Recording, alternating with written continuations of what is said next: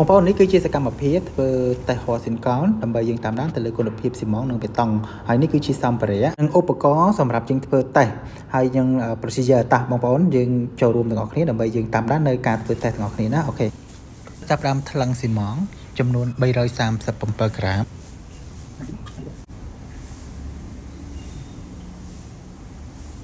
បន្តមកទៀតយើងចាប់ផ្ដើមថ្លឹងទឹកថ្នាំយើងត្រូវថ្លឹងបរិមាណចំនួន 5.6 ក្រាម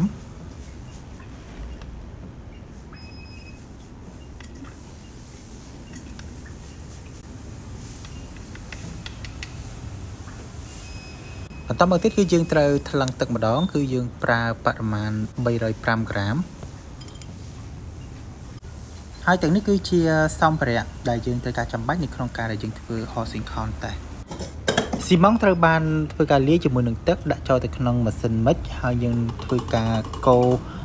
ក្នុងរយៈពេល2នាទីបន្ទាប់ពីយើងធ្វើការមិចរយៈពេល2នាទីយើងម៉ាស៊ីនមិចត្រូវបានបញ្ឈប់ហើយយើងធ្វើការកូរកបោភេងឬក៏ស៊ីមិនផេសរយៈពេល20វិនាទីហើយបន្តមកយើងដាក់ចូលទៅក្នុង mixer វិញហើយយើងបន្ថែមជាមួយនឹងទឹកថ្នាំជាមួយគ្នាខ្សាច់ក៏ត្រូវបានចាក់ចូលទៅក្នុងល្បាយដើម្បីធ្វើការលាយហើយមិនឲ្យលើសពី1នាទីហើយយើងក៏បន្តធ្វើការលាយបន្តរយៈពេល6នាទី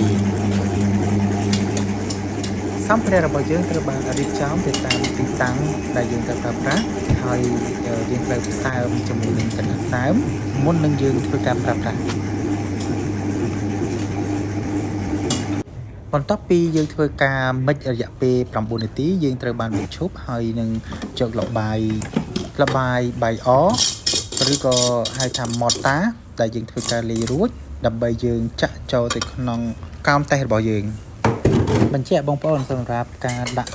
ល្បាយកបោទៅក្នុងកោនតេស្តគឺយើងបែងចែកជា2 layer ដោយ layer ទី1គឺយើងដាក់1/2 layer ហើយយើងធ្វើការបុកបង្ហាប់ចំនួន10ដង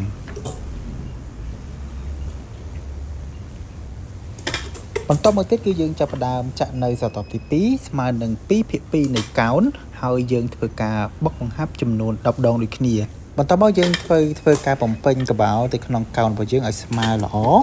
ទៅតាមរូបរាងនៃកោនហើយយើងក៏ចាប់ផ្ដើមធ្វើការដកកោនឡើងមកខាងលើហើយធ្វើយ៉ាងណាឲ្យល្បាយរបស់យើងវាមានលំហូរដោយសេរីបន្តមកយើងចាប់ផ្ដើមធ្វើការវាស់នៅប្រវែងឬក៏កម្រិត flow របស់ល្បាយរបស់យើងចំនួន2ទិសដើម្បីទទួលបាននៅលទ្ធផលដែលត្រឹមត្រូវបំផុតវិធីសាស្ត្រនេះពិតជាមានសារៈសំខាន់ណាស់ដែលធ្វើឲ្យយើងអាចនឹងព្យាករណ៍និងដឹងអំពីគុណភាពស៊ីម៉ងរបស់យើងនៅក្នុងការធ្វើការជាមួយនឹងបេតុងដើម្បីផ្ដល់នៅលទ្ធភាពធ្វើការនៅក្នុងកម្រិតណាដែលវាជាកត្តាងាយស្រួលដែលផ្ដល់ឲ្យអ្នក design បេតុងក៏ដូចជាវិស្វករងាយស្រួលនៅក្នុងការគ្រប់គ្រងគុណភាពបេតុងរបស់ពួកគាត់បានយ៉ាងប្រសើរ